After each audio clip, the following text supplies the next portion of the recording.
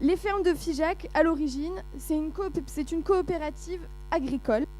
Au départ, coopérative agricole très classique, sur un petit territoire. Si on veut pouvoir faire quelque chose, il faut que les gens s'approprient et prennent leur identité. Je dirais que 20 ans après, ils sont du pays de Figeac. Et notre métier, c'est d'essayer de développer le revenu de nos producteurs. C'est une histoire qui s'inscrit depuis 1985 jusqu'à aujourd'hui, donc c'est pas en un jour. Je dirais qu'on a eu un certain nombre d'étapes aujourd'hui sur nos magasins, sur nos petits territoires. On prend un point central qui fait 15 km, ça fait 4,5 millions d'euros. On a ouvert 3 boucheries, on vend la viande du territoire, on a 11 bouchers. Deuxième exemple qui aujourd'hui nous a fait sortir vraiment de notre métier ancestral. Quand en 2010, il y a eu vraiment une embellie sur le photovoltaïque, on s'est dit il y a peut-être 3-4 agriculteurs à qui on pourrait vendre un toit. Et on a 3 ingénieurs aujourd'hui qui sont sur l'énergie à plein temps. Vous passez dans vos statuts d'entreprise, de coopérative agricole à coopérative agricole et de territoire. C'est les salariés qui ont pris les 20% de capital. C'est-à-dire qu'aujourd'hui, on a un hybride de coopérative et de scope. Il y aura bientôt une dichotomie entre les agriculteurs et le territoire. Il ne faut plus qu'on soit allié avec le territoire, c'est notre avenir. Il fallait qu'on sorte de la coopérative pour coopérer avec le territoire. Concrètement, aujourd'hui, quels sont les différents champs d'activité de la coopérative ?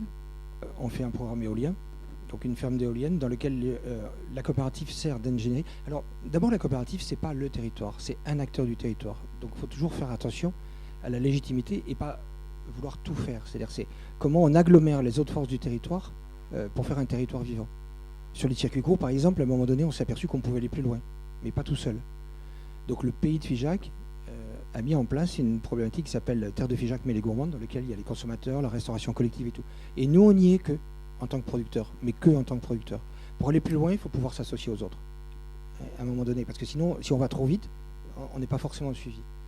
Une ferme éolienne dans laquelle on prend 40% du capital, c'est quand même la ferme 28 millions, et dans laquelle c'est la mobilisation de l'épargne salariale, de l'épargne du territoire qui prend ses parts.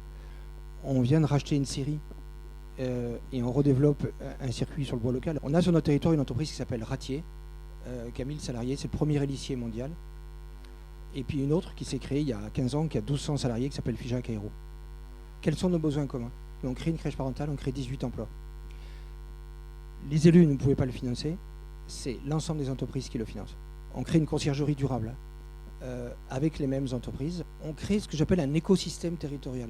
L'innovation pour nous, c'est croiser le vertical et le transversal. On est en train de faire une société avec les artisans locaux et les marchands de matériaux, mobiliser de l'épargne locale pour rénover le logement. Vous êtes sur des projets du coup ambitieux, que ce soit pour l'éolien, que ce soit pour les projets d'ouverture de nouvelles activités de proximité. Quels sont les résultats concrets de ces différents projets ? Le résultat qui nous fait le plus plaisir, c'est que quand on a créé la coopérative en 1985, on était 8 salariés. Et aujourd'hui, sur un rayon de 15 km de rayon, on est 152 salariés ce matin. Mais aujourd'hui, la coopérative ne peut pas s'agrandir plus, mais c'est la génération d'emplois en commun avec d'autres. Alors qu'est-ce que c'est la main verte ? Quelles sont les activités de la main verte ? Et aujourd'hui, c'est combien de personnes la main verte ? C'est quoi comme activité ? L'idée, c'était de créer des outils pour favoriser l'inclusion de personnes en situation de handicap. Petit à petit, on est plusieurs agriculteurs et on a réfléchi ensemble, et c'est là la notion de territoire qui se crée et qui émerge. C'est que nous sommes plusieurs à avoir spécialisé nos exploitations. Un viticulteur, un producteur de houblon, un producteur de choux, un maraîcher, un producteur de fruits. Et puis on se rend compte que les productions se succédaient dans le temps. Et donc il y avait des temporalités qui pouvaient se succéder par niveau de compétences similaires et à peu près équivalents. On était suffisamment nombreux pour proposer 5 emplois en CDI. Le CDI ne suffit plus. Il faut trouver autre chose, trouver des gens qui ont envie de travailler à l'extérieur, alors que le Graal sur le territoire de Molsheim, c'est travailler chez Bugatti, c'est travailler chez Siemens, chez Mercedes-Benz. Et donc, on a commencé à faire un recrutement. Et on est tombé sur une association de parents d'enfants handicapés qui avait une volonté en 89-90 de faire une politique d'inclusion et de permettre à 50 des 300 salariés qui étaient dans les CAT d'alors de sortir vers le milieu ordinaire de travail. Et ils ont fait ce pari et on s'est associé à eux pour finalement créer ce qui allait devenir la main verte. C'est cette convergence d'intérêts, les uns parce que les travaux doivent être réalisés, parce que nos récoltes en dépendent, Et pour les autres, ils ont un projet sociétal pour les personnes qui sont employées chez eux. Qu'est-ce qui peut faire que les personnes puissent être formées au travail de la vigne, du houblon, etc., etc. Et on s'est mis la fois là en lien avec le lycée agricole d'Aubernais. Et c'est le 3e partenaire. Et un 4e partenaire qui a émergé, et donc la Mutualité sociale agricole du Bas-Rhin, qui s'est rallié à notre travail de réflexion et a participé à la création de la structure qui allait devenir donc la Main Verte, qui aujourd'hui a 22 ans d'âge et qui emploie une bonne vingtaine de personnes.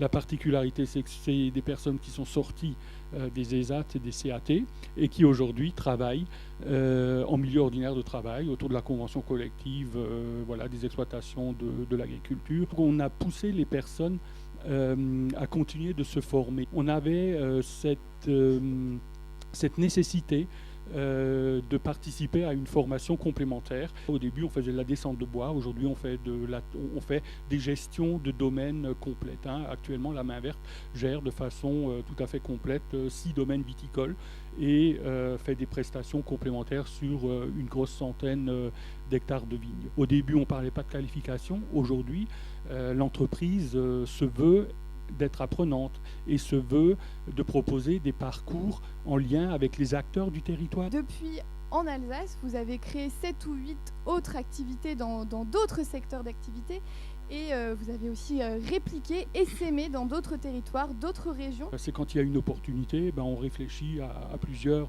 comment est-ce qu'on pourrait la transformer en travail accessible pour des personnes en situation de handicap. On a un restaurant, on a des snacks de produits locaux, on a un très gros, c'est pas vrai, mais c'est le 3e traiteur du département du Bas-Rhin quand même, qui est exploité uniquement avec des personnes en situation de handicap. On a recruté une jument comtoise pour faire du balayage de pistes cyclables. Donc on est constamment à la recherche d'innovation, même si c'est 2 ou 3 emplois. C'est Soliver. Alors c'est original comme démarche puisque c'est une coopérative au service des coopératives que vous avez déjà créées sur le territoire. Et la grande originalité de Soliver, c'est que c'est une coopérative véritablement d'innovation. On est passé de l'expérimentation à la production artisanale et là on est en train de chercher la phase industrialisation. L'inclusion, elle va aussi dans des projets d'innovation technologique et je pense que l'innovation sociale passe aussi par l'innovation technique.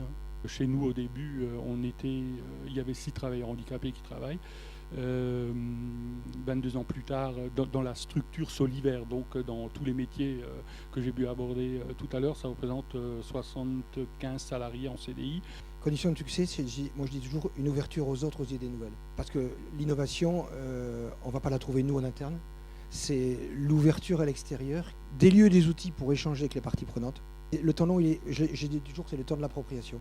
Mais à un moment donné, il faut aussi avoir revendiqué ce droit à l'échec pour l'expérimentation et l'innovation sociale. On ne gagne pas à tous les coups. C'est comment on forme ou qu'on fait venir des compétences sur nos territoires pour être innovant, pour trouver de la valeur ajoutée. Pour nous, c'est vraiment les enjeux. C'est comment il y a des animateurs sur le territoire qui font prendre la mayonnaise. Et ça, c'est crucial, parce qu'on veut toujours des projets qui avancent tout de suite, mais on a besoin de cette notion d'émergence et d'accompagnement de projet. Comment on co-construit avec la société civile, les acteurs économiques, avec les élus. Qu'on est vraiment dans une phase de reterritorialisation et que des acteurs locaux se reprennent en main.